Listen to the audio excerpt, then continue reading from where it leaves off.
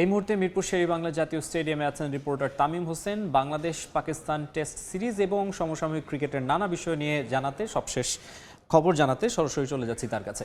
Tamim, test ক্রিকেটে প্রথম 1 ঘন্টা, দিনের সকালের যে প্রথম 1 ঘন্টা, এটা সবসময় গুরুত্বপূর্ণ থাকে। আজকে কিন্তু দ্বিতীয় দিন যেভাবে ব্যাটিংটা শেষ করেছেন আজহান ওয়াসি এবং ফজল, তারপরে কিন্তু আজকে তাদের শুরুটা খুব ভালোই ছিল, কিন্তু শেষ মুহূর্তে তাসকিন এবং মেহেদী মিরাজের যে বোলিং নৈপুণ্য, ওই নৈপুণ্যের মাধ্যমেই কিন্তু আসলে বাংলাদেশ যে মোমেন্টামটা আবারও তাদের দিকে নিতে পেরেছে। কিন্তু এখন বাংলাদেশের জন্য যে চিন্তার কারণ, সেটা হচ্ছে যে মোহাম্মদ রিজওয়ান এবং সালমান আলী আগা, এই দুই ব্যাটার কিন্তু আসলে বাংলাদেশের জন্য কাল হয়ে দাঁড়াতে পারবে এবং লম্বা সময় বেশ কিছুক্ষণ ধরেই কিন্তু আসলে তারা দ্রুত বাকি 3 উইকেট পড়ার পরে, আর দিনে আজকে দ্রুত 3 উইকেট পড়ার পরে কিন্তু রিজওয়ান এবং এই শান মাসুদ এবং এরা কিন্তু আসলে মোমেন্টামটা ফেরানোর সর্বোচ্চ চেষ্টাটা করছে। বাংলাদেশের সামনে এখন চ্যালেঞ্জ এটাই যে এই দুই ব্যাটারকে যত তাড়াতাড়ি সম্ভব তাদেরকে কিন্তু আসলে আউট করাটা বাংলাদেশের জন্য খুবই গুরুত্বপূর্ণ। এবং বাংলাদেশ সুযোগও তৈরি করেছিল, কিন্তু সেটা হয়নি। তবে বাংলাদেশের এখন যদি এই টেস্ট, মিরপুর টেস্টে বাংলাদেশের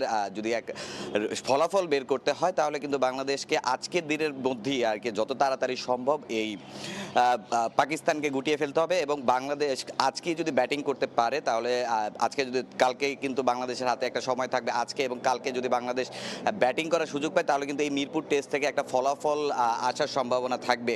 এবং আমরা যদি বলি যে আসলে গতকালকে বাংলাদেশের বোলাররা যে ধরনের এলোমেলো বোলিং করেছেন, তার জন্য কিন্তু কোচ সালাউদ্দিন এসেও কিন্তু প্রেস কনফারেন্সে এ নিয়ে কথা বলেছেন। কিন্তু আজকে তাসকিনরা অনেকটা নিয়ন্ত্রিত বোলিং করছেন এবং যত ধরনের ভেরিয়েশন ট্রাই করা যায় সেটা কিন্তু করছেন। তবে তাইজুলের কাছ থেকে আরেকটু ভালো বোলিংয়ের এক্সপেকটেশনটা আছে সবারই, কারণ তাইজুল কিন্তু আসলে গেম চেঞ্জার একজন ক্রিকেটার, তার বিশেষ করে টেস্ট ক্রিকেটে।